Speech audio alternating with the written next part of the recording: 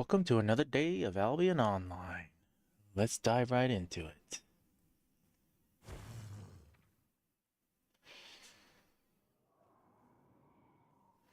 Alright, here we go. I know we're all the way up here. And... well... let's go here and look for a tier 5 dungeon. While we're here, let's go do that.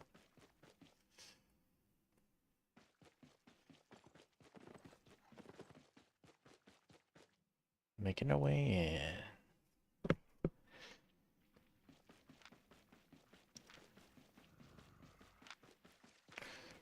Alright, we are in far enough away. We have a level 3 fame bonus, so we get 15% bonus. Let's go look for a dungeon.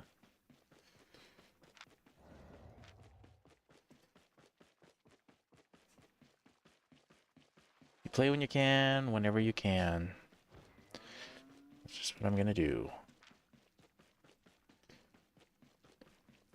I'll probably have more time to play tomorrow. Ooh, a blue! Blue butterfly! Alright, blue butterfly tier 5. Here we go.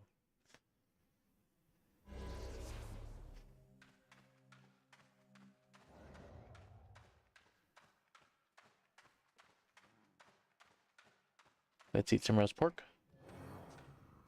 Let's skip the first couple mobs.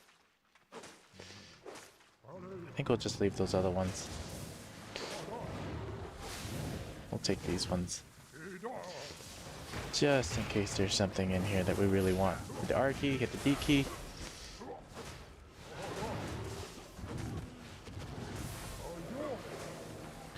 E key.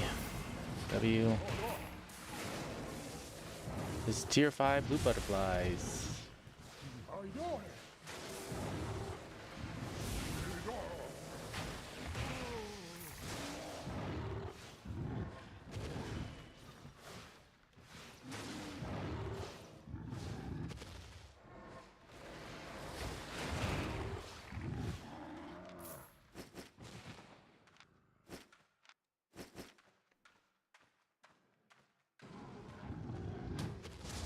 Oops.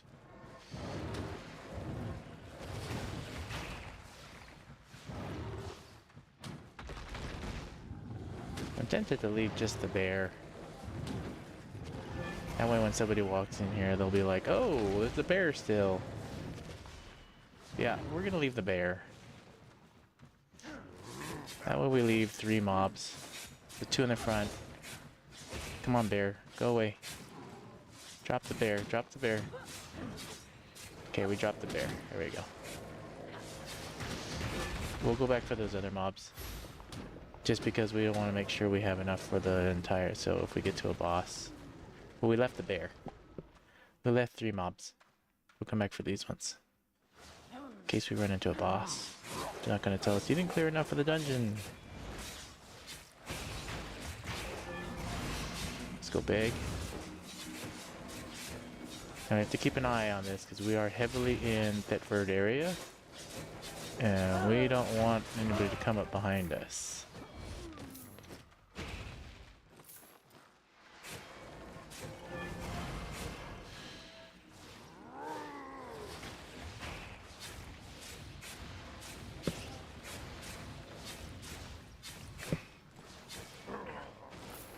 Good.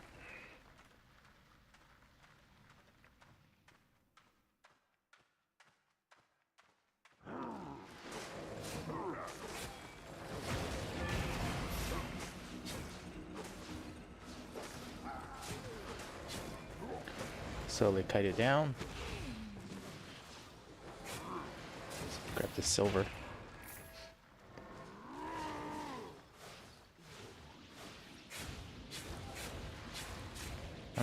I don't, you know what I need? I need a druidic staff to fight an Earth Child. Let's hope we don't run into an Earth Child in this one. Talk about Earth Child boss. We're gonna end up pulling this big guy. We need to keep an eye on her. Okay, this is where we'll hit her with this. Hit the R key, hit the D key. We need to get rid of the big, huge... we need to get rid of the druid too, actually. hit him again, because I don't want him to buff all these guys, because he does so much more damage. We're still focused on the druid, because it does the most amount of damage. Okay, now we're gonna focus on the earth to interrupt that, because that's really painful if you don't. What the Earth Child does is he blesses other units to do so much more damage. So always be mindful and watch that.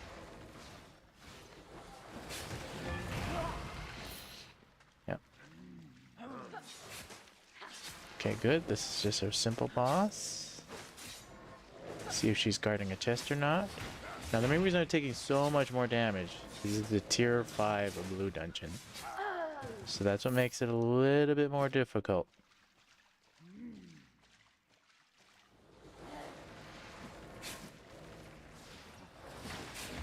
So what is a tier 5 blue dungeon? It's basically a tier 7.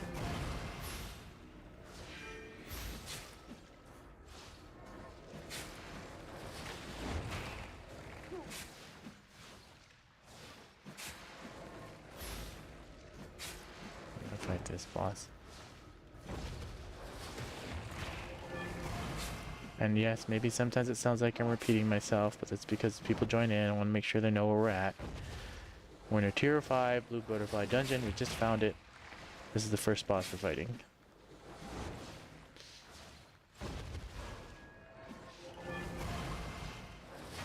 And so the difficulty is harder because it is blue butterfly tier 5.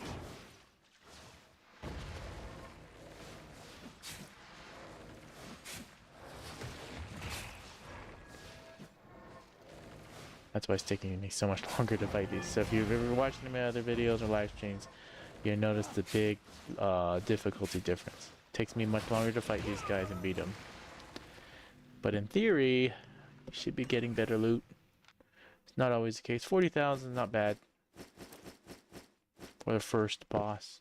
Green chest.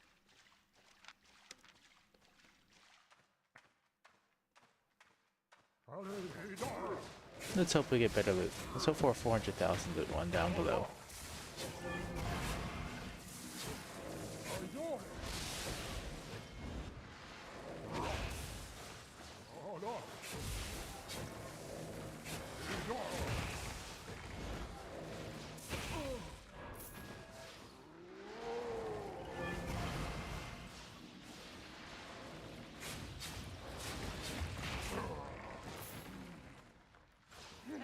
Get rid of the healer first. This one's the healer. Damage dealer. Maybe she's not the healer. Is she a fire thrower? Either way, she's a caster. Get rid of her first. Like this guy with this glowing hammerish whatever. She's a fire thrower. How many of those guys are healers? Alright, got rid of her first. The thing about these cave guys, they got a lot of skill shot stuff. And they have a lot of interesting mechanics, these type of mobs. So you just gotta be wary of them. Like the Earth Child, these druids, this is a wind guy, this one's a druid. So he does that big huge barrier, you just don't get into it. And or you interrupt it. And then you have to dodge all these different things. So you got lightning and you got wind, or maybe it's water. I don't know how you identify it. I just think of it as wind, but now that I'm looking at it, it's probably water. But they have all these different element guys that do all different things. So they have that fire person, and I have this lightning person.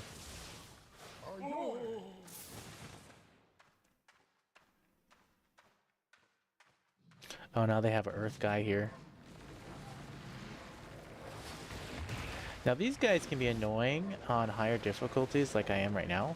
If you get two of them side by side, because they summon so many mobs, it can be very challenging and difficult. So you got to be watchful and mindful of these right here. You can see right now he's doing a good amount of damage with just him. And if you have two of them on you and you're trying to solo this, oh man, it can be very painful. Now this looks like a down, so we're going to skip these. We're going to leave this as guards. Go down to the next level. Now we're on level 2.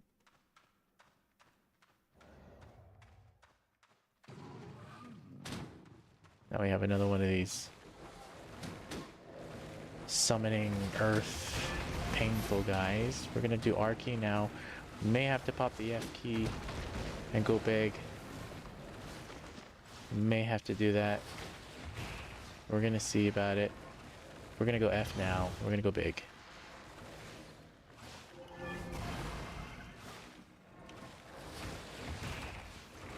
There we go. Never risk it on those guys. There's too many times where I've done solo dungeons with those. And with my particular build, it is risky. So that is why I don't do that. Now every build does differently in every single dungeon. And that's the nice thing about Albion Online is you really can play however you want to play.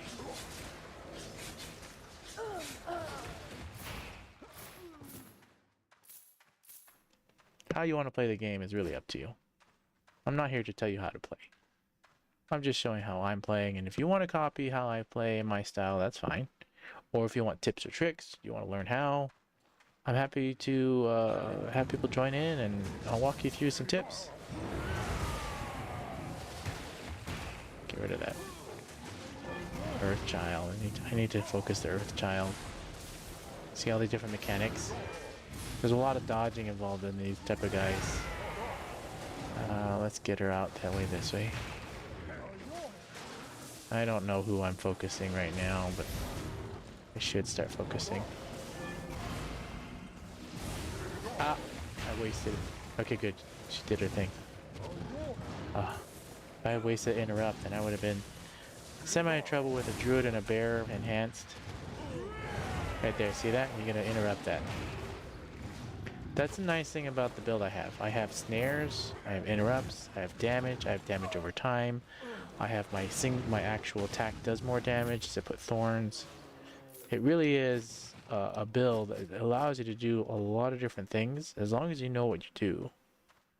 I have area effect heal that can heal teammates as well as myself, snare and do damage with it.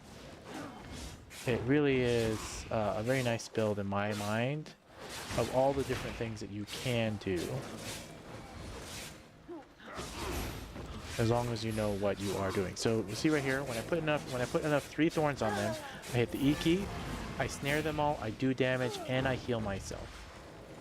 Where here I'm putting down thorns, it's doing damage over time, as well as the thorns, if I put it down and I whack him with my melee attack, the thorn goes down, but I do extra damage with my normal attack. So that's why I have a torch. Now the other reason I also have the torch as well, I know I'm explaining my build here. The other reason I have my torch as well is if you look right here, the torch gives me attack speed as well as cooldown modifier. So cooldown modifier. And then also my weapon with what I have selected here, this one, every time I do a normal attack, I regain 7 energy. So that's why I can constantly keep casting and keep going. Is I come over here, I put the thorns down, I whack them, I do normal damage. I also gain 7 energy every time I attack. I attack super fast because of the torch. My cooldowns for my skills regenerate really fast. So it allows me to do PvP, solo dungeons, and I'm allowed to do so many more things. And that's just my Q, W, and E key. Then my R key, which is my lifesteal aura, I can do it twice. I hit R, and then I put the D key, it refreshes R to instantly be able to use it again. And then my F key allows me to go big, doubles my hit points, whatever I'm at, and allows me to chase down enemies, do PvP, tank longer, survive longer. Now the cooldown is long, but the cooldown's not that bad with the torch, because I have an extra 12% cooldown. So that's why my build is built this way, to do long-lasting survivability and PvP. But the nicest thing that people don't realize with the nature staff, the stuff I'm using, is when you put thorns on them like this, you walk away, you snare them. This snare is not just for healing yourself and doing damage. It is, I heavily use it in PvP. So if you watch a lot of my other live streams, and I'll even probably get to it in this video too if we encounter any players, is that's how I get them and I'm able to win. Because I snare them unexpectedly. And it's an area effect snare. And the nice thing about this area effect snare, there is no limit to how many targets you can hit. As long as they all have thorns on them, as you see right there, they're all snared. So it works great in a huge amount of PvP. And people are not expecting it. And so that's how I use it in PvP. So it's very heavily used in how I play my build. Just trying to explain how I utilize everything and how it works. Got an Earth Child? No. That guy's easy. It's like certain bosses are really easy and certain bosses are really hard. And this guy just has a lot of huge area effects, stun abilities.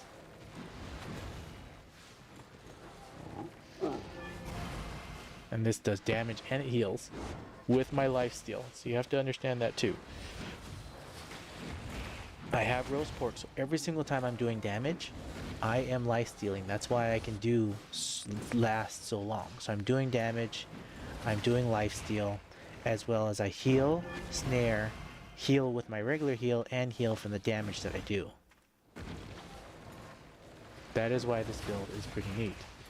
This nature staff is the only staff with an E key that has a heal, a snare, and a damage all in one.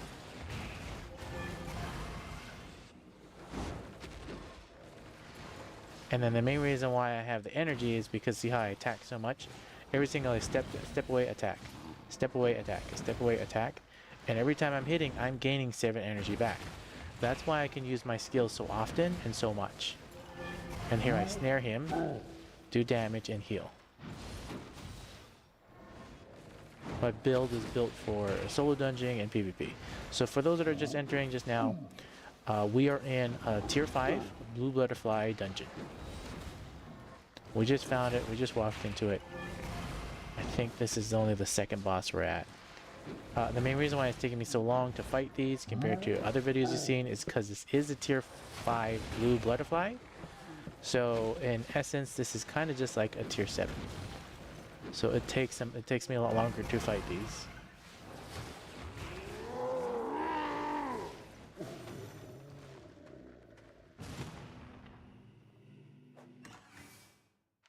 All right, got some more books. Let's move on to the next section.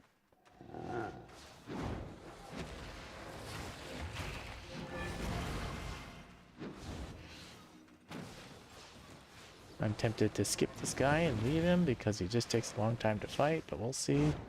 We'll try to cut him down. These guys have a lot of hit points.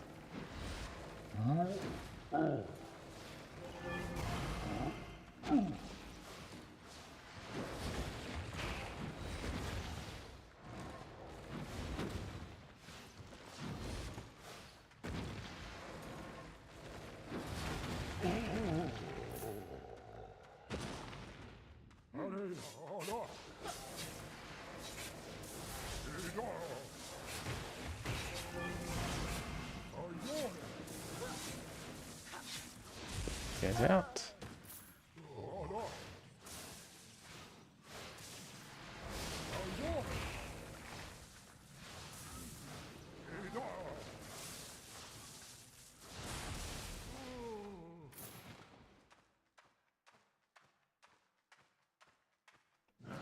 Oh, this living root.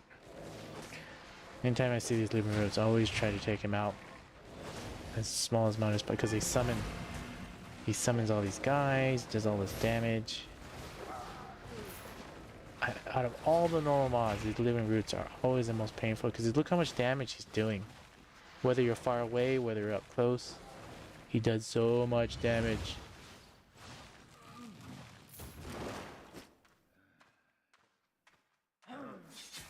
That is the one normal mob that has just always been a pain. And the worst part is when you have 2 of them side by side. Those guys really, really do a lot of damage and they hurt a lot.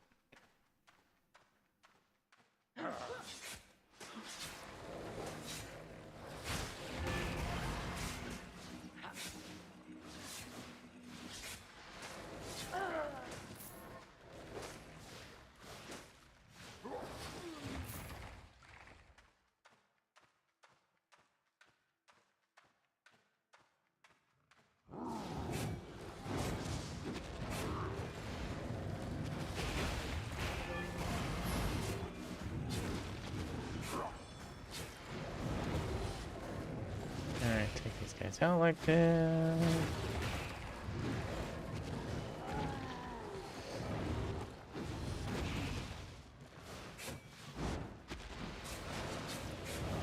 For those that are just joining, we are in Tier 5 Blue Butterfly Dungeon. So the main reason it looks like I'm not doing as well as all my other streams is because this is a Blue Butterfly Dungeon, so it is just like a Tier 7. And they do a lot more damage, as you can tell. And the difficulty has raised significantly because of that.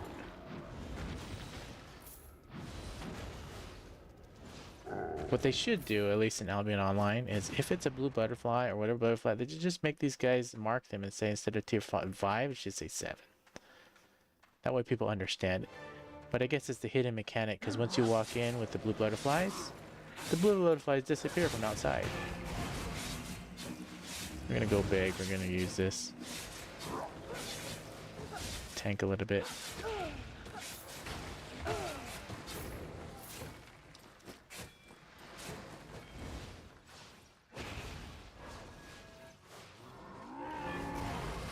Root him. Walking backwards. Now I saw there was a path up north too. We're gonna see if the boss is here, which he is, so that means the other path goes that way. This is a double boss. This is gonna be a little tricky. Okay, they're 2 ranged ones. Okay, at least they're not a ranged and a melee. That's the worst when you have 2 separate different type of bosses. These are both gonna be the same. 2 ranged ones maybe cause me trouble. We're gonna see here. We have to watch out because we don't want to aggro. We don't want both of them to go enraged at the same time.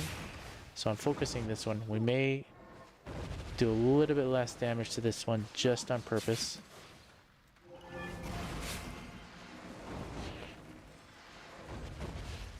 Now let's hit them both. They're not doing that much damage to me yet. We're gonna go big. We're gonna save the R key and D key for when we really need it.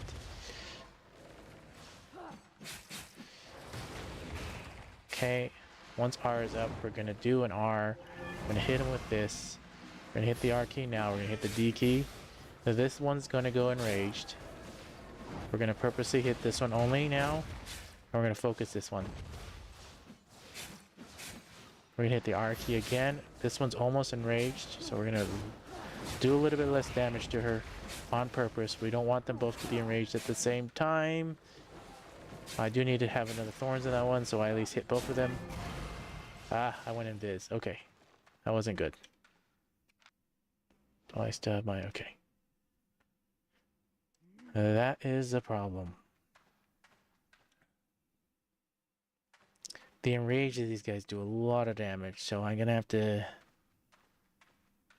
We're gonna have to do it the other way. Focus on one, take down one, and then do damage to both when they're enraged so I get enough lifesteal in.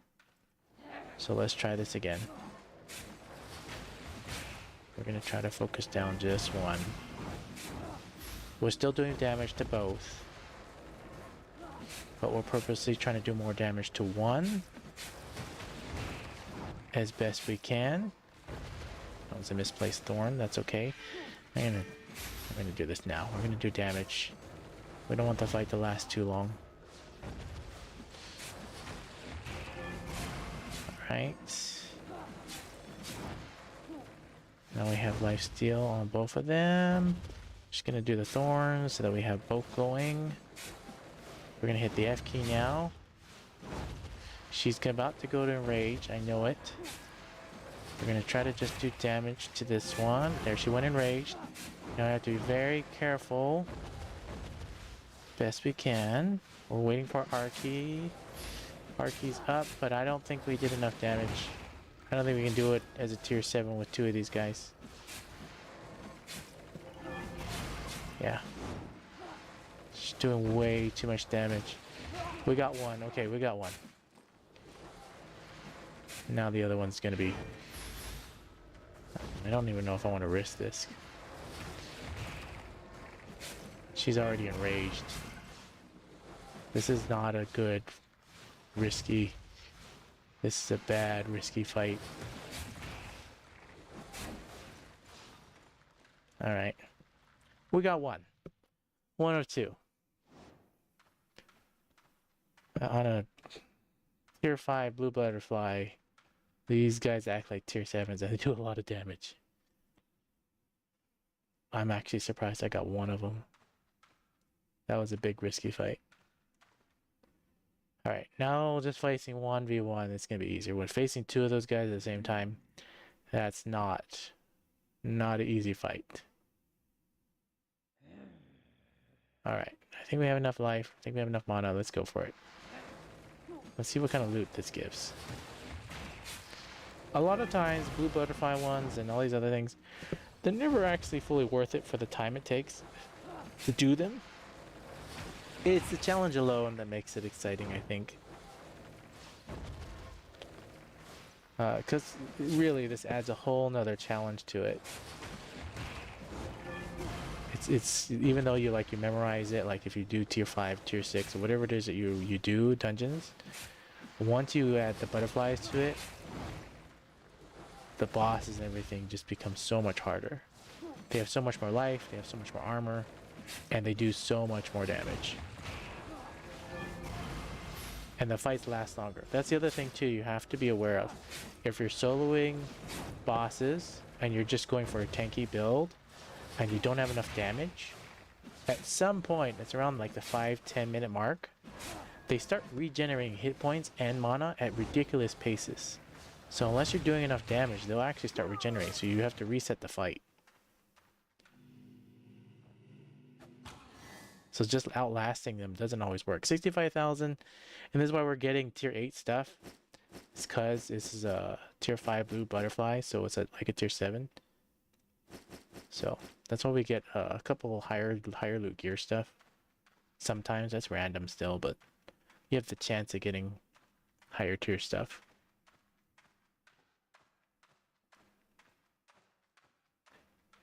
Alright, let's hope we don't face an Earth Child, because if it's an Earth Child, I'll give it a few attempts, but I guarantee my build, I would need a different staff. I would walk in here with a different staff. Not this one. And or a completely different weapon. Why can't I target? What's going on here? Hey, I wanted to ask you a question because I'm new to this. Are solo dungeons good? It depends on... I'm gonna say yes. Solo dungeons are good. I like to do solo dungeons. That's my what I like to do. But the main reason why I do solo dungeons is to learn, practice the mechanics. So when I play with other people, if I ever do, I understand all the different mechanics and how everything works. Solo dungeons can be very profitable if you can complete them fast enough.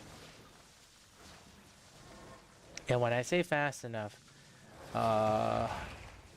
30 minutes is a good rate that you want to be able to complete a solo dungeon at. So if you can't complete solo dungeons in 30 minutes or less, then it's probably not very profitable. But you should make your way up to that. Like when you do your very first solo group dungeon, plan for it to take an hour, hour and a half. Like don't rush it. If you rush it, you will totally fail most likely, if it's your first time ever doing it. But yeah, take it slow and try it.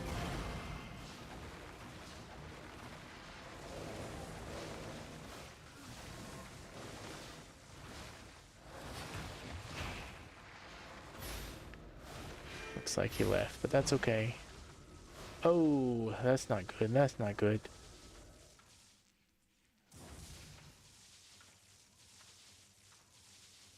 Just gonna skip it.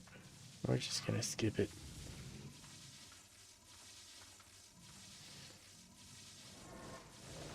Those living roots with this trap is like...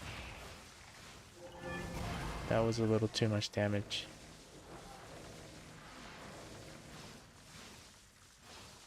Hopefully that answered your question, Brez69, if you're still here with me.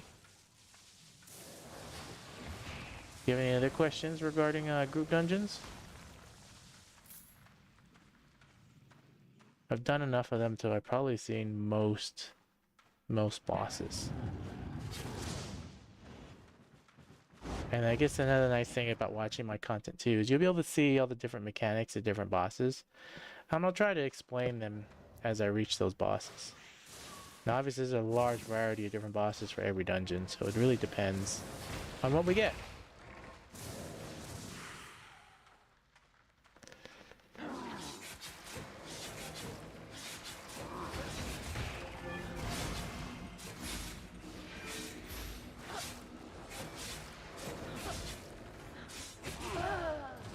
We're on level 3 now.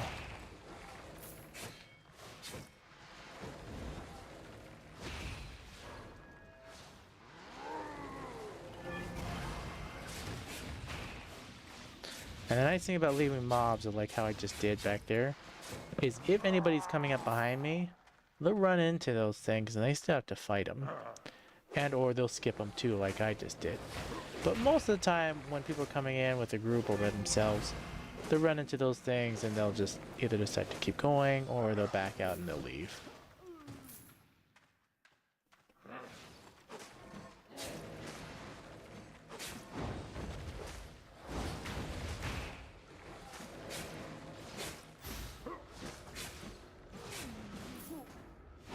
Get the D key. Let's dodge all this stuff.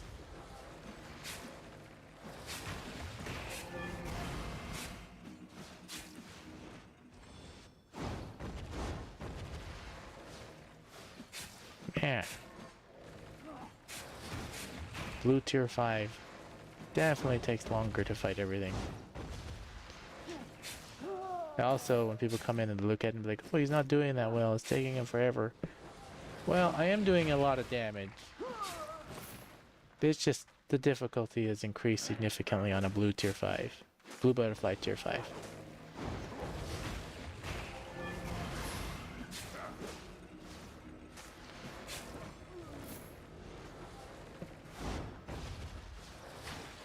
And the main reason why I know I do a lot of damage is a lot of times I've, if you do Pen Uchuf or Mower Gorge, that last boss, I used to sit there and camp. And I used to go and the people would come in with their tier 8 gear, enhancement level 3, curse staff, and axes.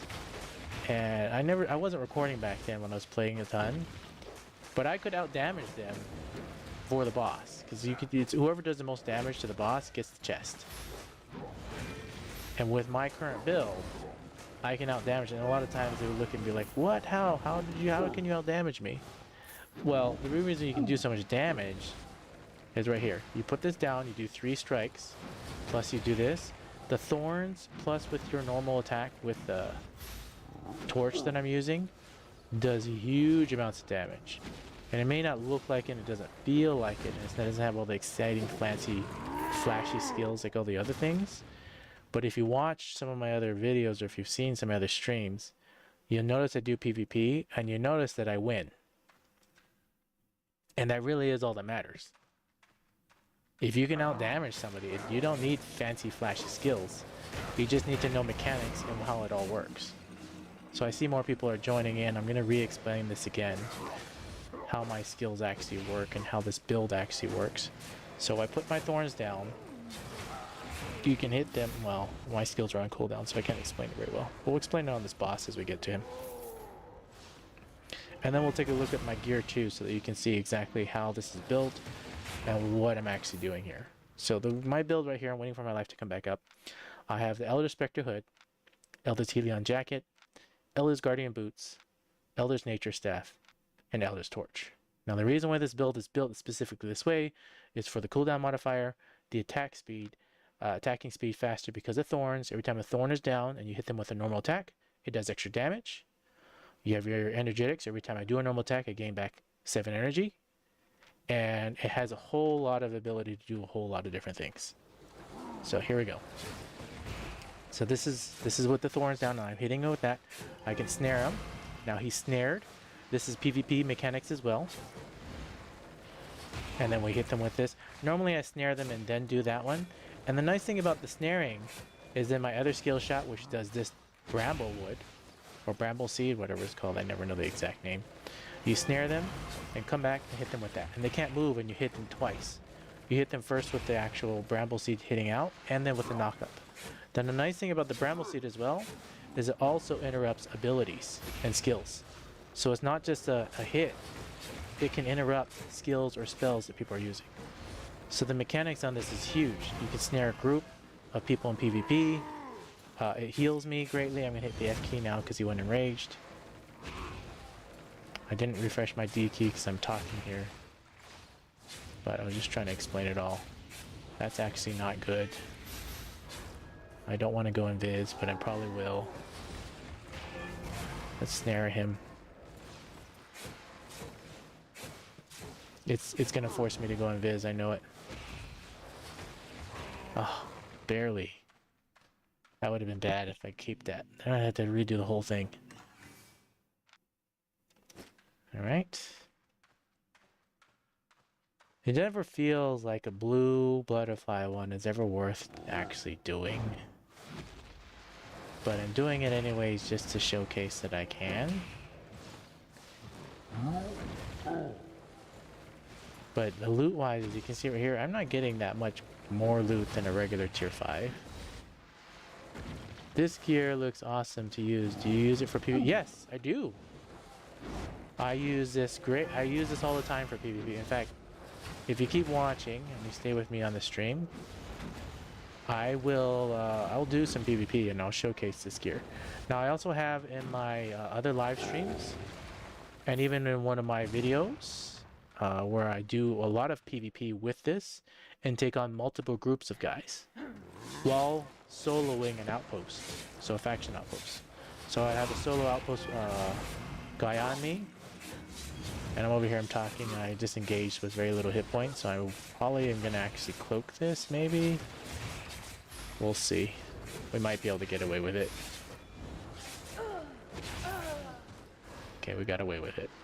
I gotta be a little careful. But yeah, I have videos showcasing PvP heavily with the same gear. I don't change my gear at all.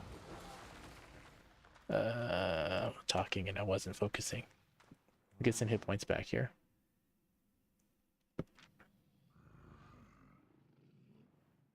Yes, I use the same gear for PvP as well as soloing dungeons. Thanks for asking.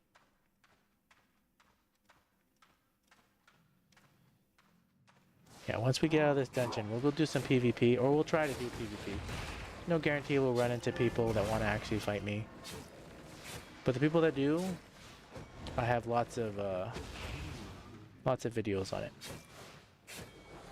Almost every live stream that I do, I at least get some PvP in. Or I try to. That's the goal.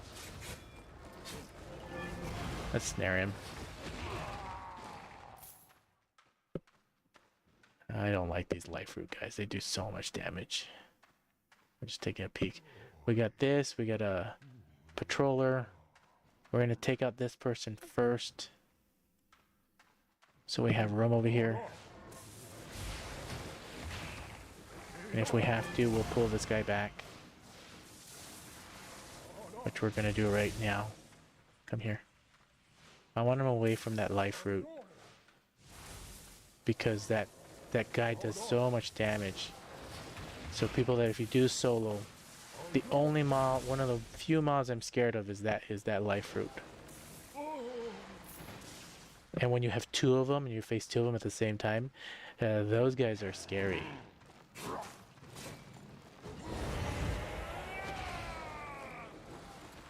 Now you see that? See how he casts the ability? I'm not even going to interrupt her because she's not even doing anything over there. I'm just going to let it go. But normally, see, if she were to buff this other guy, then I'd be a little worried. So I'm not even going to interrupt him. I'm just going to let her go. Now she buffed that other guy. Now that's a problem. Alright, let's get to a place where I can actually be here. Trying to explain mechanics while playing. I'm in a tier 5 blue butterfly, so it's basically like a tier 7, so that's why it's the difficulty and damage is a lot more compared to other live streams if you've been watching. We'll leave those there for now. We'll see if there's another boss here. We may have to come back and fight those if it tells me I didn't clear enough of the dungeon.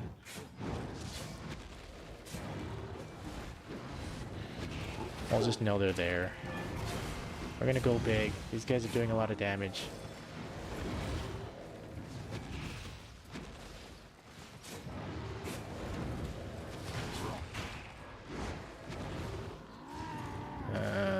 risky, risky, risky. Alright, let's snare these guys. Pull it back, hit this guy with this. Trying to get rid of that berserker, because he's doing a lot of damage. The bear and this big huge giant are not a big deal. They have a lot of skill, like knockups and stuns, but if you dodge them, then it's not a big deal. If I dodge them. Obviously I'm getting hit by them a lot. Get rid of the bear first, he's annoying. And get rid of the giant, because he's got the most amount of life. Now we're good. Alright, what's over here? Is there a boss over here? Let me check over here. It looks like a way up. And this looks like... Alright, let's go for the 3-guy one. This may either be a boss or the way up. But I think it's a boss, because normally the way up is on the edges of the map. So this should be another boss, another mini boss. Just how the dungeons are designed.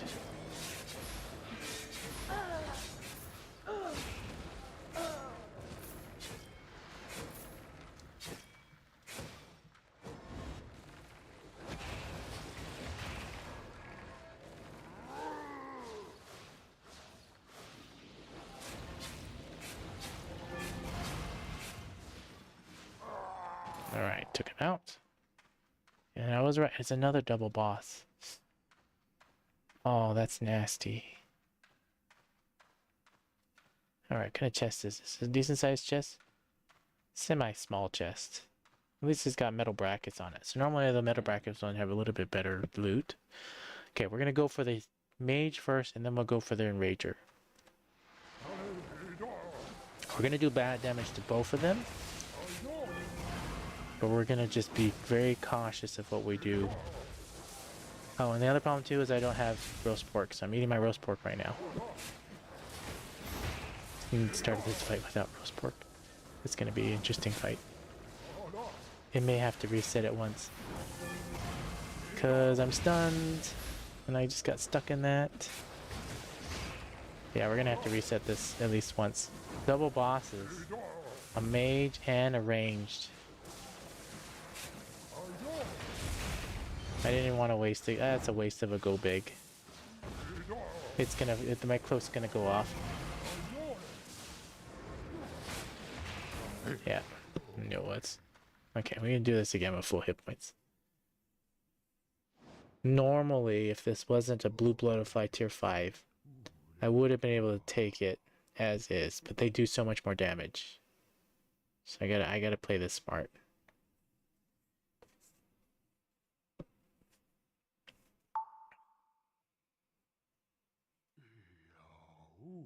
Alright, hit points coming back up.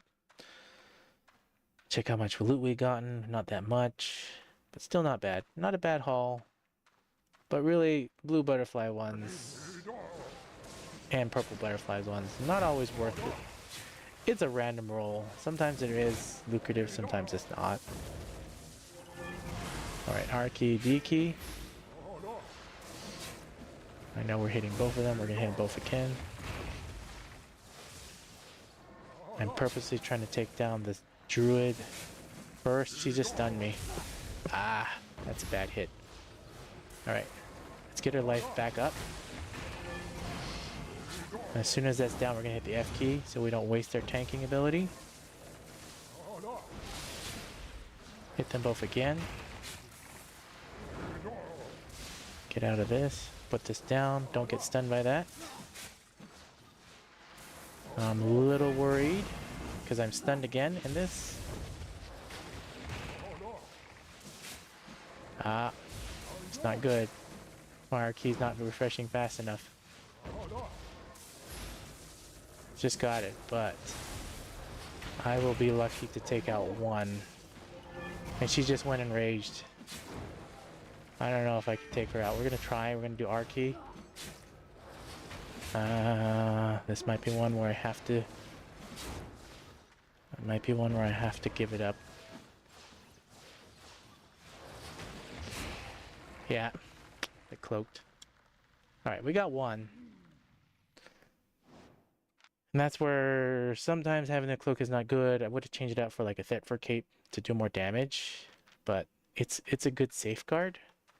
Because the main reason why, with the gear I'm wearing, if I were to die once, that's a 200k, this is 200,000 bill. And it's not worth dying in this gear I'm wearing. Not worth it at all. Alright, now we got her. Just a friendly reminder, this is a tier 5 blue butterfly dungeon, so... Not surprised I wasn't able to take them both at the same time. But take them one at a time. Definitely doable. And watch my mono levels.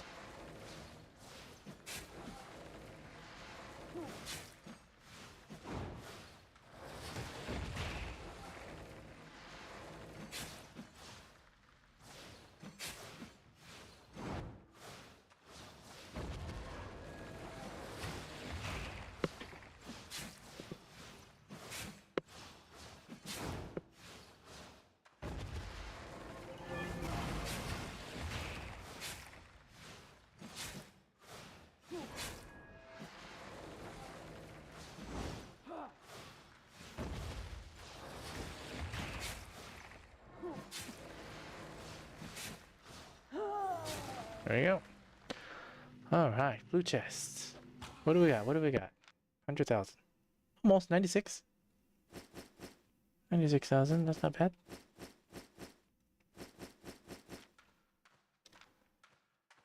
Not bad at all. Honestly, if you're still with me, Perez69, doing tier 5 dungeons without any butterflies or green, blue, or purple, if you can do them in under 30 minutes, it is very profitable. It depends on what you're trying to do. It's a good question, Yapov. So the question in the chat is the Helion better than the Merc jacket? The answer to that is it depends on what you want to do and the purpose of what you're using them for. And in most cases, if you're grouping large groups like how I do, and I want to do more damage and also be able to survive, then yes, the way I use my Helion jacket, it is better than the Merc jacket. But you also have to understand too that the Helion jacket, if you're trying to buy it from the marketplace or auction house, is far more expensive than a Merc jacket. So, yes. So the lifesteal aura, you see right here, 80% health, I do 115 damage to anything within the area effect, up to 5 enemies. So if you have 5 people around you, it does that much. So if you're below 20% hit points, you do 229 damage per each target for 5 enemies. And you're life stealing, so you're doing damage and life stealing. That's why the Helion jacket, that's why when you see people running around in huge group areas, and you see them use the Helion jacket, that's how they're surviving. They're not only surviving, they're doing damage.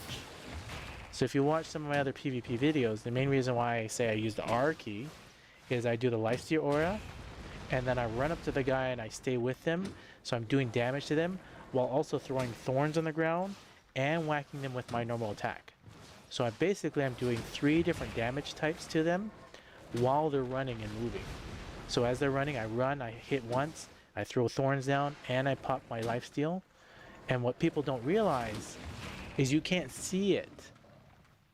So if you watch some of my PvP videos, when I throw them these thorns, you see the thorns? There's no red circle for a player to see. And if you watch some of my other PvP videos, you'll notice I'll lead and I'll throw my thorns down, and then you stun them just like that, and then you hit them. And all of that is damage that people are honestly suspecting for the nature staff because they don't understand the nature staff in full. Because most people don't play a full damage build healing nature staff. And most people just play the nature staff and think, oh, he's a healer. But the nature staff does a ridiculous amounts of damage. It does so much damage that I have literally tested it facing other players trying to fight a boss. So like in Pen Uchoff and Mower Gorge. And I've had people in full tier 8 gear, enhancement level 3. And I face off against them versus the boss, and whoever can do the most damage to the boss wins. And most of the time, I win the damage count on them. And they look at me like, how? How are you winning? You're in the healing staff. And it's because they don't realize how much damage this build actually does. It does more damage than a full curse staff damage build, if played correctly and you know what you're doing.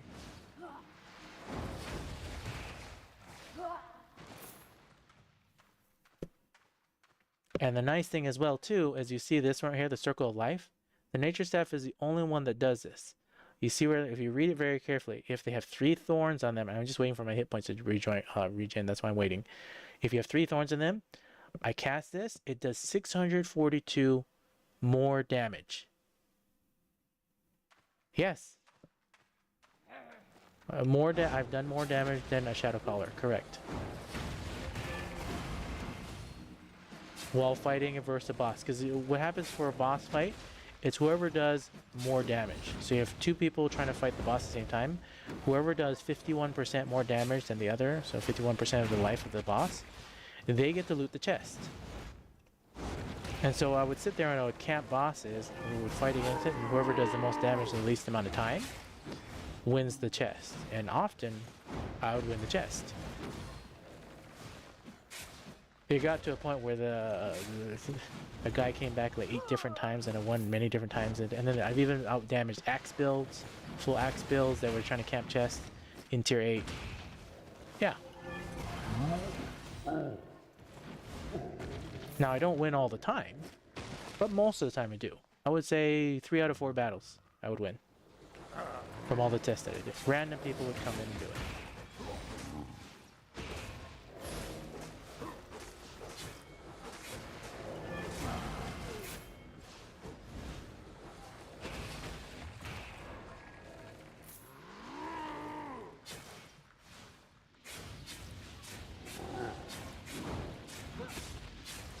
How should I level up my nature staff and gear if I can't solo group yet very well? Oh, that's a great question. So, the best way to do it if you're just trying to level up off the bat and you don't have anybody to do it with is you faction flag. Oh, I just dropped the aggro. But you see right here, faction flagging bonus level 3. You receive 50% more fame, silver, loot for participating in your faction's war event. So faction flag and go out from whatever city you're in. So if you're in Thetford or wherever it is, you go 3 regions away. So I'm going to use Fort Sterling as an example because they're here. If you go 1, 2, 3 regions in any direction, you gain 50% more XP. Go out to one of those areas 3 spaces away in tier 4 gear and just start killing regular mobs over and over and over again. And use the different staffs and level them up. Now, one of the most important things to do as well, and I'll showcase it right after here, is level up the 3 basic weapons for Nature Staff. So I'm going to showcase this right after this boss, and I'll show you what I mean. So you have asked the question, how should I level up my Nature Staff and gear if I can't solo group yet very well? So I'm going to explain that right here once I beat this guy. I explained go 3 levels away, 3 areas away, but here, push the B key, come over here, and look at, and I explained this in another live video too as well. And you see right here, every time the bottom 3 section of whatever area is the most important. Because you see right here, every level that you get gives you 0.2 bonus in item power for all nature staffs. So level up the 3 main in whatever category it is. Now I've already leveled up almost all the staffs to 100 except for 1. This one's not 100 yet. But every level you have in each one of the staffs give you ability. But the first thing you should focus on is the first 3 basic. The same thing applies to armor as well. If you come down here to armor, right, and you have a leather coil, whatever it is you plan to use, the first 3 basic on the bottom of the tree is the most important level first, regardless of whatever coil you're using. I'm using this coil, but always level the basic 3 first. Because what it means is every 5 levels of this basic one, so it gives you 0.02% bonus, gives you 1 point of item power. Same thing applies to the jackets, the bottom 3. Level up these first. Same thing applies to any of the categories. Boots, armor. Always level up the basic 3 first and max them out.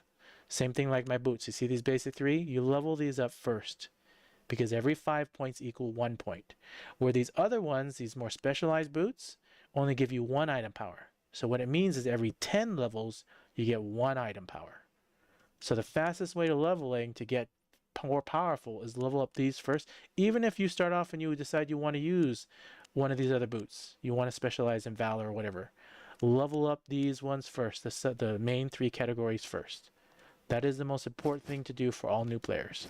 Whatever category you use, if you're going to use Axe, you can use Nature Staff, level up the first 3 categories of whatever it is first. That is number 1 important step. Even if you don't like the skills and abilities for them, level them up. Exactly. Yeah, a lot of new players don't realize that. And that's why it's important to level up the first 3, because it's like, oh, every 5 levels I actually gain 1 item power for all of those weapons. And that's the other thing too, is a lot of people will play the game, right, and say, oh, I only want to play this type of weapon. So they only level up one. They say they only want like the druidic staff. They level this one and they ignore all the other ones. You're missing all this other item power, and the main reason I do so much damage is because I've basically already almost maxed out all these 11. Now I haven't got to 120 in all these, obviously. I haven't even got to 120 on mine, because it's ridiculous spent. It cost me 1,000,000 silver, as well as all these other points just to level this up to 114. But you can get to these all to 100 really quickly, and you'll do so much more damage. So if you really want to get good at the game, it really is about how much more time you put into the game and grind away. So if you put the time, the effort, you level it up, you can become ridiculous. So if you're wondering how those people are ridiculously super powerful, it's because they've leveled up all of the weapons in that category.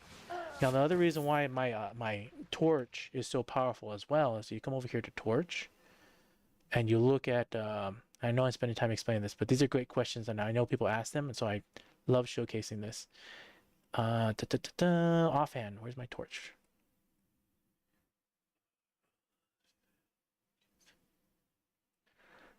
If you want to go to the black zone or the red zone and risk losing everything, you're welcome to do that.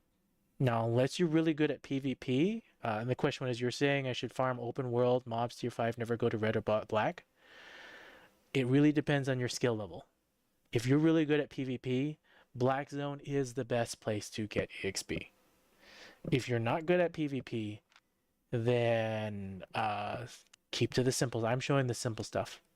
Now, I am pretty decent at PvP. I just don't like going to black area zone to lose all my gear. That's not fun to me. That doesn't have a fun aspect. Now, my brother, he loves the black zone. So whenever he plays, not with the brother that you've seen on a few times in my stream, but I have a different brother that plays this as well. He loves the black zone, and so I would go in with him. But for me personally, I just don't like wearing the lower tier gear and going in the black zone that way. Now I still go to the red zone, and I still go to the black zone, and I do very well there. But I don't enjoy it. Let me say it that way. So it's really about what you enjoy doing. If you like the black zone and the red zone, then yes, it is more EXP. But you risk dying and losing everything you're carrying. And as a new player, tier 4 gear might be very expensive for you.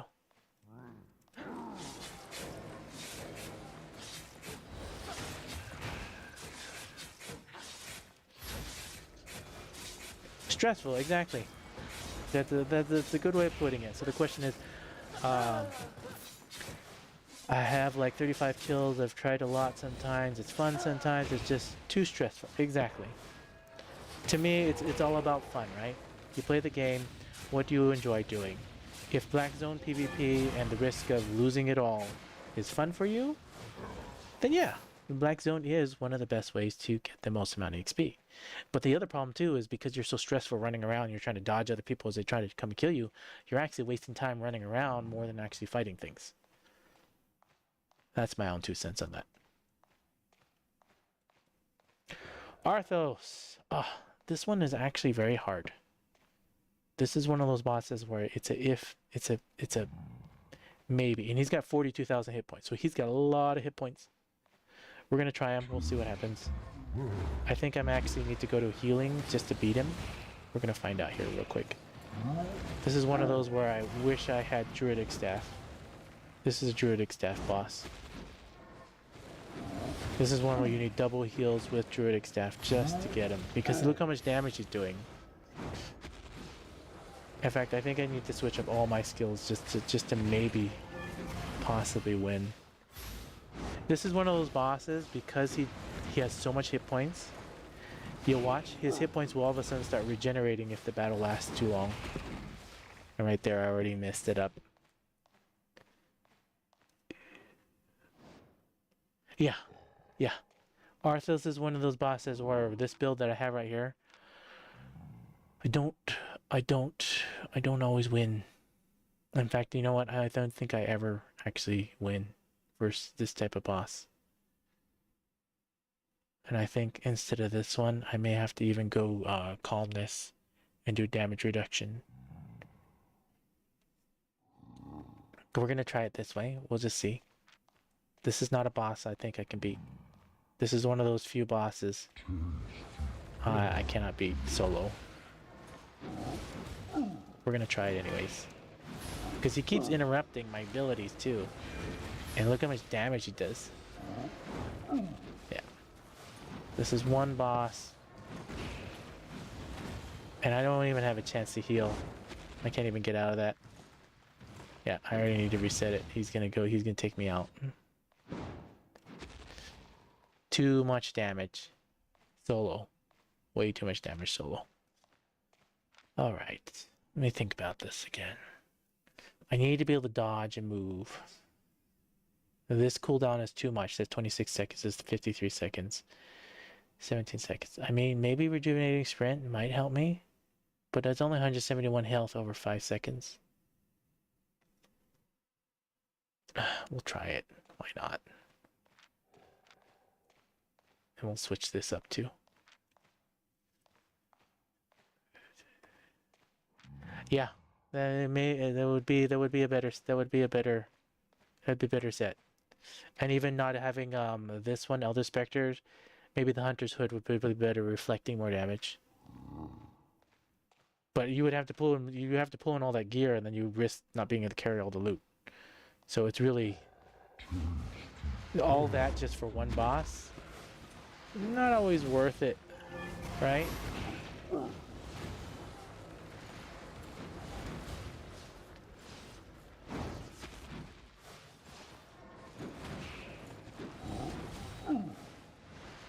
Walk out of this heal. Yeah, I think my biggest problem with this one is he does. You watch, if I tank it long enough, he'll start doing crazy amount of healing, which I don't think I'm even gonna be able to do, because this is a blue butterfly tier 5, and he does so much damage. Yeah, let's make sure we have a way to get out, just in case. Oh, I still have my cape up again. Let's heal with this. Let's put this down here. Come here. Oh, okay, he went to at least the tier 2 phase, but man, look at this. I don't have the ability to get out of it. He's doing too much. Doing too much. Can't change my E key. This E key is useless against that boss. It does damage, but I need survivability for a boss like this.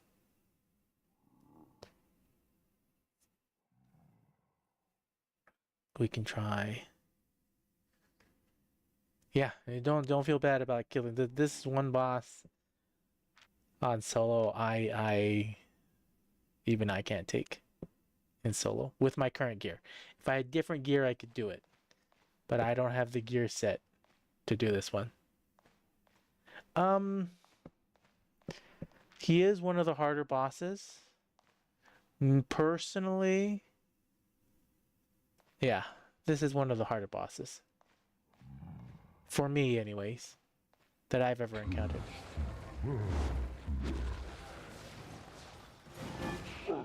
the question was, it must be one of the hardest, and yeah, this is, for me in solo, this is one of those bosses where I can't beat him. We're gonna try that and see. I switched up a different healing ability on purpose. It's one boss I'm just not gonna be able to beat. In fact, I already need to start walking just to be safe. Yeah, he interrupts my abilities each time. I can't do anything versus it. We're gonna reset him. We're gonna call it. We're not gonna waste time on that. I know I can't beat him. I've once spent like 3 hours trying to fight that guy, and it's not worth it.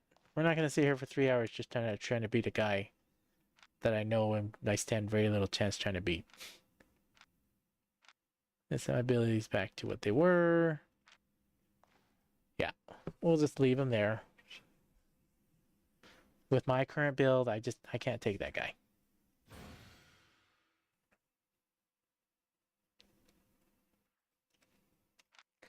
All right, where are we at? Let's make our way to Pen Fadar and then back to Pen Uchaf, and we'll recap Pen Uchaf, and we'll see if we can get some PvP action in.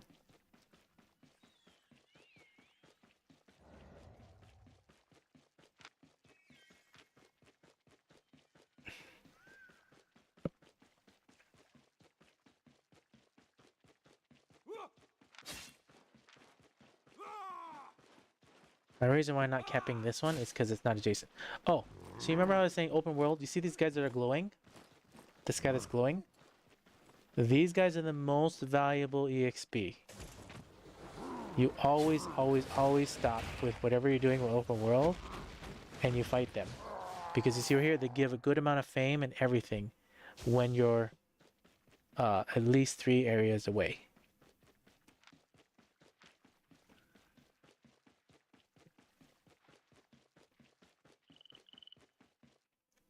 And the nice thing about open world 2 with faction flag is anytime there's these out here, you always want to do faction warfare because you get faction points, such as faction warfare here. And when you get enough points, you can turn them into chests. And you see here's another blue tier 5. I'm not going to attempt that one. I don't want to spend all that time. We spent a whole hour in there and we didn't even finish the last boss.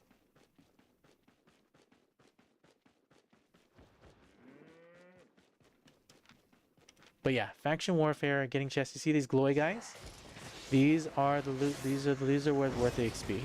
Go to the open world, find guys like this, beat them up, and they usually drop a few loot items. Like you saw, they dropped that tier 5 boots, and you can sell them and turn them into cash. So as a new player, look, here's another tier 5 blue. This is like a day of all blue tier 5s. If I had more time tonight, I would do another one. Oh, look, here's a purple blue tier 5. What? No, tier 4. I'm sorry. Okay, purple tier 4. Anyways, you come here and you see all these blue these guys, and what you can do too here like this is you grab a group of them with a nature staff like this, and you don't just fight one at a time. Well, if I can, you group them up, and you take them all out at once. This way you save on time and energy. So you normally look for big groups of them like this, and you take them out. Anyways, I'm just showcasing that. I want to go over to Penuchov, see if we can do a bunch of PvP if we can find anybody.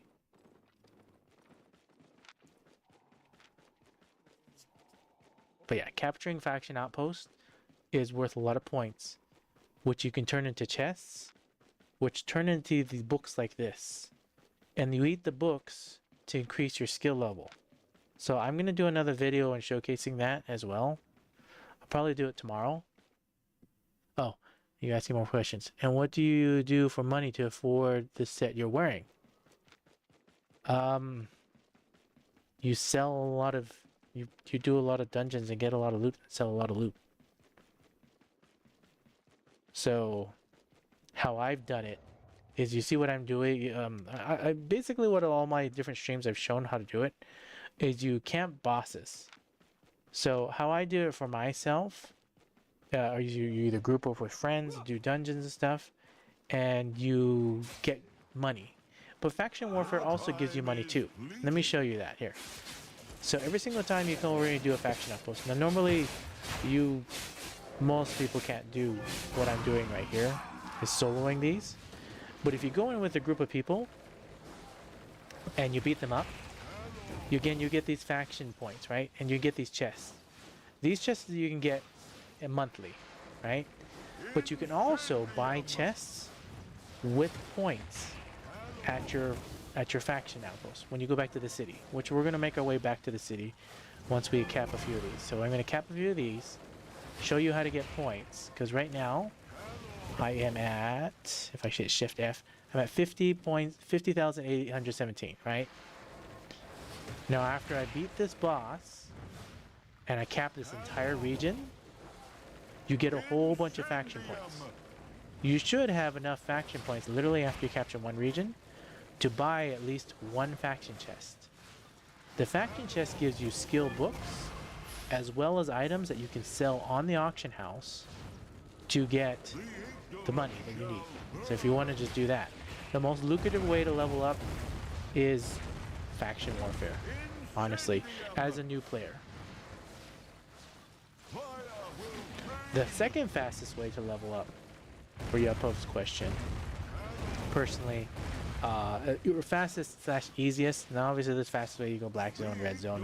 The other people can tell you all these different things. I'm trying to tell you the easiest way to do it by yourself with literally no help. Faction warfare, run around, look at the map, change this right here to faction warfare, look where people are for your faction, and join in, group up with them, and run around and capture outposts. That's the first thing you should definitely do. Now if you're not high enough level 2 faction flag, then you have to grind it out and or ask a friend or party with me, and I would take you to a place like a group area, and I would take you to Pen Uchaf or Mauer Gorge. And I know I'm talking, that's why it took me so long to fight him. But you would come here and you would fight in here, and then you would just two people group, you group with me, and I come here and I just start clearing out this castle. After even half the castle's cleared out, I fight this, you will be high enough level to go faction flag.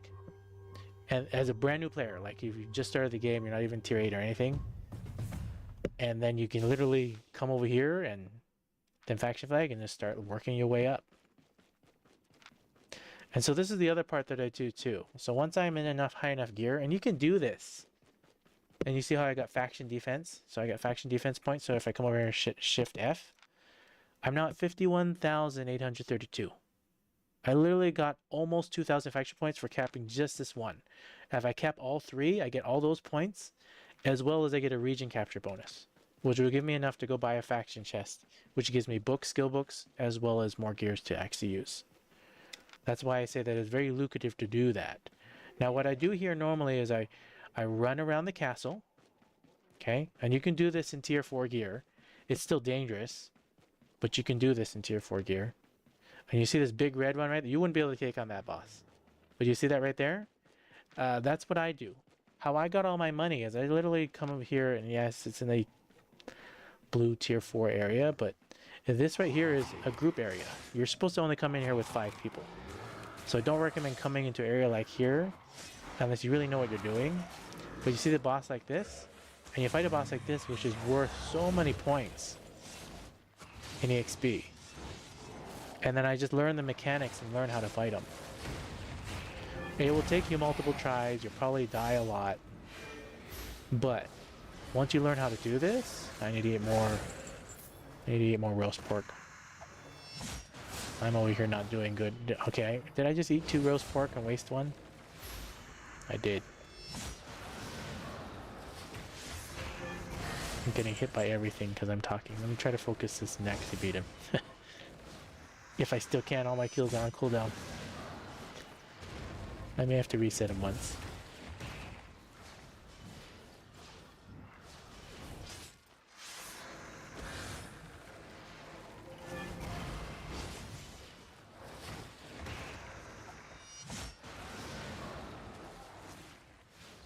Go big. I think we got him.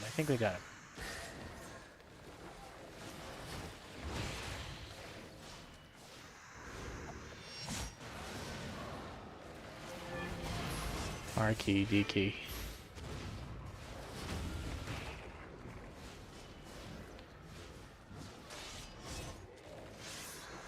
R key again. Definitely got him. I'm over here looking at the chat there for a second, so I missed that dodge, but that's okay. Definitely got him. And just watch. Just look at that. 244. And you get whatever he drops, which is 20,000 in silver. That's worth doing to me. And now we run outside the castle.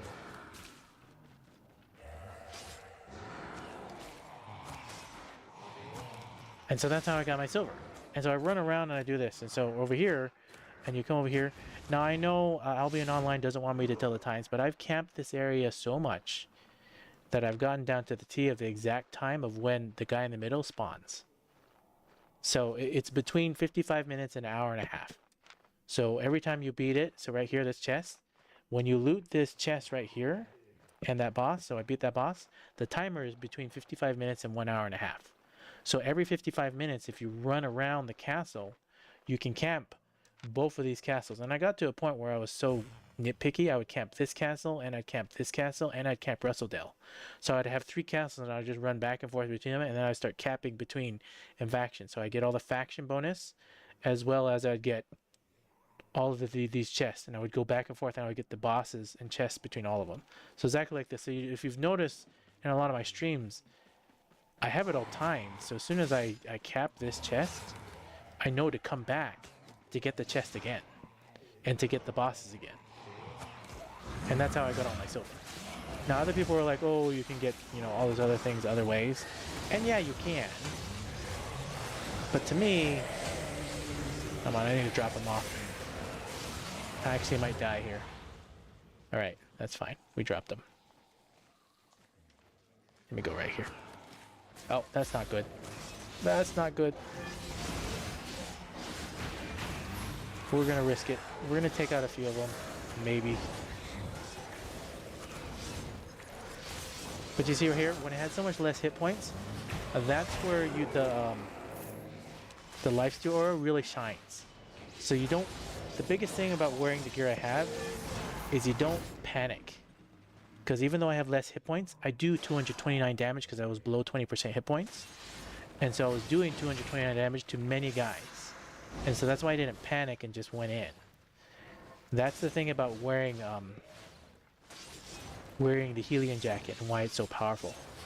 Because people all of a sudden unexpectedly, they face you and you start doing tons of damage and you start regaining a whole bunch of life. On top of, you're not only doing damage, you also stacks with the roast pork. So you have lifesteal, plus you have damage from the Helion jacket, plus you have lifesteal from the roast pork. That's why you live so long, and that's why I could kill all those guys. And that is a lot of money, and I can't carry it all. That's not good. I should have waited to open it, actually. Let me eat all these. And then here comes the second part. I am going to actually open up my other computer here. And I'm going to log into another account to run them over here to grab as much as I can. Because I'm not going to leave all this money here. Let's take all the glowies. So that's the other thing too. You can start learning what is the valuables. Take all the stackables as best you can. It's only 27. Maybe I could just leave it. We'll grab the reds, because you always get the tier 5s. And we can carry 2 more times. Grab the weapons at least. It's just 8,000 that's left. I can start tossing a few of these other items that I don't need. Let's eat this. Let's grab that. I know I picked up a bunch of garbage, so I'm going to go drop it all. Let's eat all these books. Let's drop this tier 3. I'll drop another tier 3. Didn't I grab some other tier 2 something? I know I did. Thought I did. There's another tier 3. That should be enough. Okay, we got it all. We don't have to log into another account. The other thing too is you have multiple accounts on Albion Online.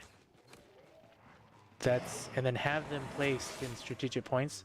like inside the castle. Now the one thing I didn't check, because I'm over here explaining and talking, is I forgot to run to the middle. But I wanted to check the last tower here, because you always check all 3 towers. Check all 3 towers. Get the loot, just like how I got the loot. Get the middle boss, because the middle boss is always worth not just EXP, but he also has a chest. And I know other people, somebody tried to put a comment on my other video saying that they do miss dungeons or whatever. It's whatever you find is fun. I find it fun running around soloing bosses and getting chests in hard areas that a lot of people don't do. That's fun to me. And doing things that people don't normally do, like this. Most people don't come in here and they don't solo an outpost. Like, how many times do you see somebody come in here and solo an outpost? It's not very common. People do it, and I know a lot of people can. It's just, not a lot of people do it. And it takes practice to do this. Like, don't expect to just copy my build exactly and be able to come in here and solo this. It takes practice to know to dodge, how much damage you need to do, and everything else. But it's definitely doable.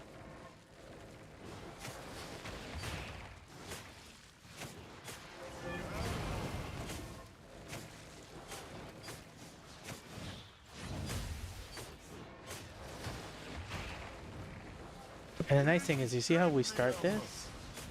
So this is what you do as newbie. You see how these people come in and join? That's all you gotta do.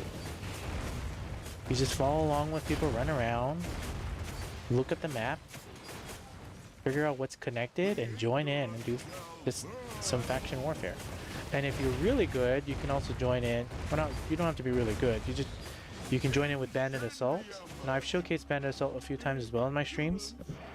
Bandit Assault's a great way to get faction points.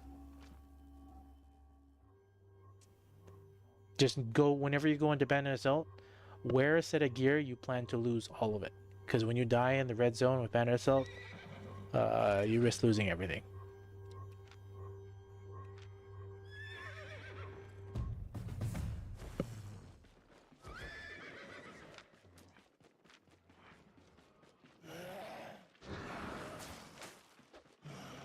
Now what we're going to do here is we're going to check this right here, and we're going to check the middle. Well, first we'll check the tower. See, the tower has nothing. We'll check the middle. Now normally after those 2 guys that we just, with the big boss there and we got the chest, the middle should also have something as well. So you run over here to the middle, and that's the main reason why I have the undeath poke. It's to drop aggro if we do run into anything. I'm going to go big and hit the F key. And the middle's already clear because somebody was probably camping it. Because you see right here. So what I normally do is I log out like right here. I'll log out in this area up here. And then when I log in, normally you can get a boss. Or 2.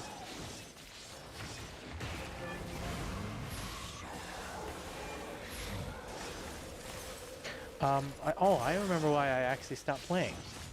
They actually changed the loot tables on the chests. So if you loot them over and over and over again, you actually get less loot. They changed that for whatever reason, probably because of someone like me that was camping them.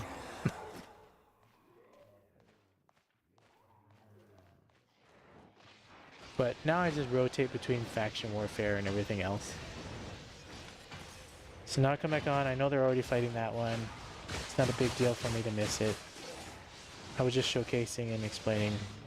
What I'm going to showcase now, we're just going to let those other guys cap that because I've already capped 2 myself. You get more points for the more towers you cap. So if you wanted the full faction bonus for their whole region cap, I would go there and help them and actually get it. But, the other important thing too to remember is if you come over here at the end, you see these stars, 1 star, 2 star, 3 stars. The more stars that an enemy has for an area, the more faction points you actually get.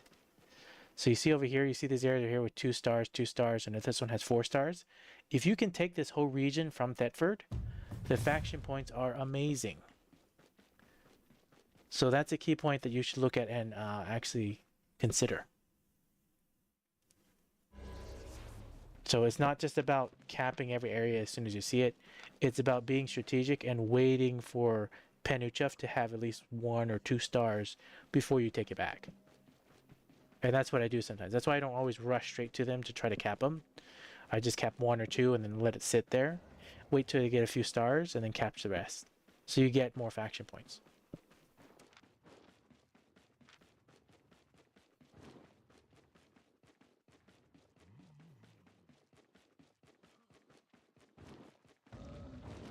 Oh, me personally, I love solo dungeons. So if I just focus on solo dungeon, the question is, do you think solo dungeons are good or not really? I love to do solo dungeons and I make good money from it. I can make between, on average, 2 to 3 million every 2 hours soloing them the way that I am now. Now you don't get the money right away because when you go to the auction house, I'm going to show you how to do the auction house. You do money order like money orders, sale orders. You do sale orders. You don't just sell it straight for cash. To get the most amount of money, you do sell orders. Now that was back in the day. I'm going based on when I used to play back in the day. Obviously prices and inflation and a bunch of other things have changed. But yeah, I would average between 2 to 3 million every 2 hours. If I just focused on group dungeons, soloing them. The thing about that is sometimes it can get a little boring if you're just doing group dungeons over and over again, so something to think about. Here, so when you sell these things, now normally tier 4s, you see, you always look at this, 49% below, that's not a straight sell. I mean solo dungeons, not group dungeons. Oh! Yeah, I never do solo dungeons. But I had somebody else who we used to be in a guild who went to the black zone. Yeah, the black zone and did solo dungeons. And he said he averaged around... I think he was making the numbers up, but he said he averaged around like 5 to 10 million every 2 hours. I went and I did the black zone and tried to do solo dungeons, and I couldn't get anywhere near the same amount he was doing. I think he was making that number up, personally. If you do any solo dungeons outside of the black zone, I've never seen it worth anything. In fact, I always normally see them drop almost near no money to see it worth it. So I just tend to avoid them. But that's just me personally. Plus, I don't find it challenging enough to do solo dungeons for me anymore. Maybe, I think I did the couple when I first started out, but they just weren't, yeah, weren't the type of thing that I enjoyed doing.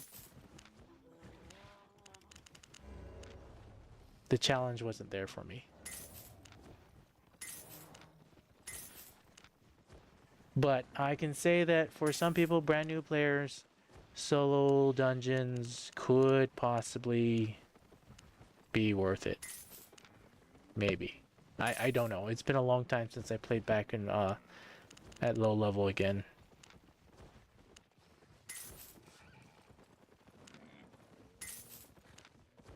But hey, if you can do it, you can do it, right? The other thing that's also worth a lot of money, but some people find it very boring. I'll show you that too after we do the faction. Well, if I have time, I actually should probably be ending this soon because I need to make sure I have time to work to get some sleep so I can work tomorrow. But I'll definitely be doing more live sessions tomorrow. Alright, now that we sold all that off, we've gotten a good amount of money. Let me show you what to do with faction points and faction warfare. So you understand the full circle of what I do and how I do it. So you come over here on your faction flag and you have your faction points, right? 55,000. See, remember I was at 50,000, now I'm at 55,000. I literally got 5,000 points just for capping 2 towers. You come over here and you see right here, each one of these chests right here, it's 9,000. If I had capped the other tower, then I probably would have close to it. But if you go over here and you spend 9,000 per chest, I can buy 6 of these chests. You buy 6 of these chests, okay? You come over here and you open them all up. This is how you get free money basically. And you take over here and your faction warfare, you just have to join with other people to get the faction points. You eat the bags of money, that's 1,300 right there for the amount of chests, 6 chests. But the most important reason why you opened up these chests are for these books.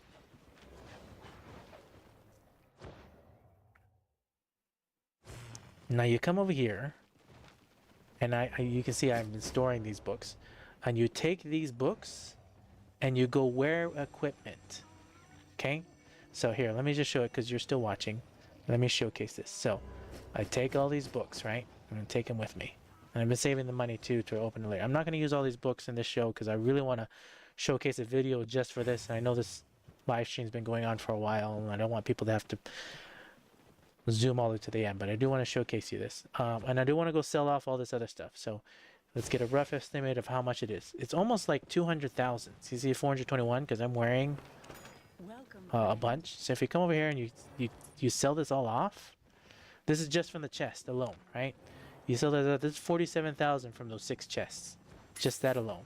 You sell this guy, that's 4,000 right there from the 6 chests open. This is another 8,000-ish if this sells for that. There's 48,000 for this, which I'm just going to sell straight up instead of a sell order. I get that straight up. Another 3,000. These are always worth a good 42 and or 46 if you sell it this way. This right here is worth 13,000. This right here is worth 21,000. This right here is worth another 3,000. 417. Oh, definitely sell this for this way. This one's another 19,000. This one's 6,000. This is 2,000. 47,000. Remember, I opened 6 chests, right? And you're asking, how do you get silver? Right there, you just join in faction warfare. And right there, I'm already at 6.3 million now. I got close to another 400,000 silver just from my faction chest alone. But that's not the whole benefit of opening up those chests. The benefit are these books, which I'm going to show you how you use these books. So what you do is you go to your bank or your island or whatever you have. Right here, I'm going to go to my island. Let's go.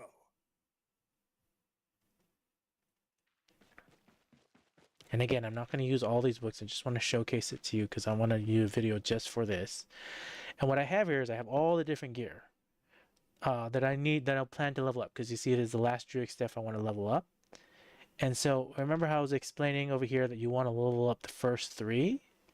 Have the full set of the gear of the first 3 items or whatever it is. If you're going to have leather hoods or you're going to have cloth hoods or whatever it is that you plan to actually wear, have them already set and bought in the chest. Now you see right here, down here, I have them right here.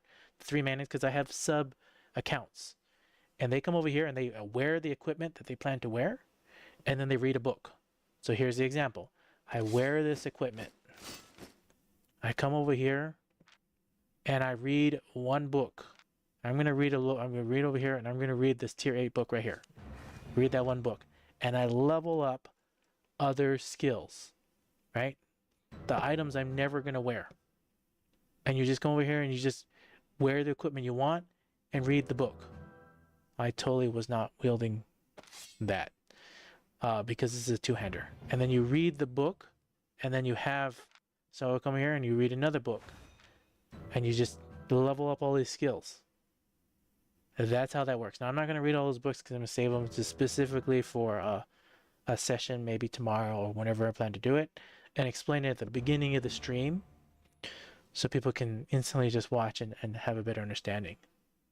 Yeah, see, it's a lot of fame. And these books, that's why I do the faction warfare, is for these chests. And you see how I'm leveling up all these other skills? Weapons I don't ever plan to use, but you get the item power.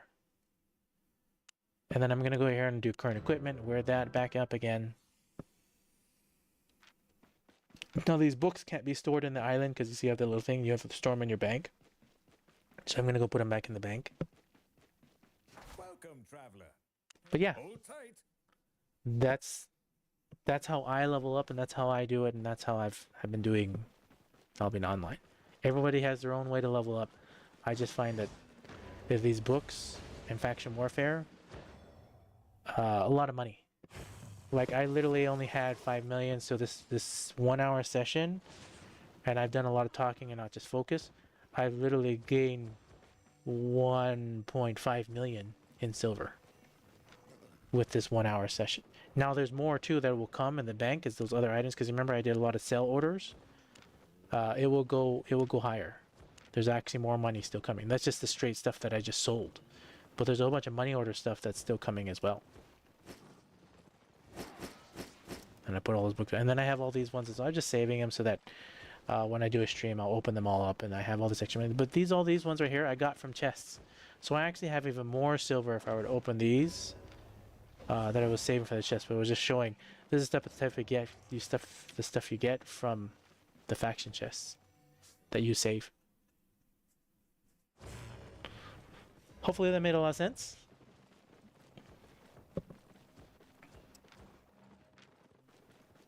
But I do have to get off here. I have to work tomorrow, but I will be back tomorrow with another live stream explaining more. Going from there, I am going to end this here. Thank you all for watching. Thank you all for enjoying. Please feel free to smash the like button.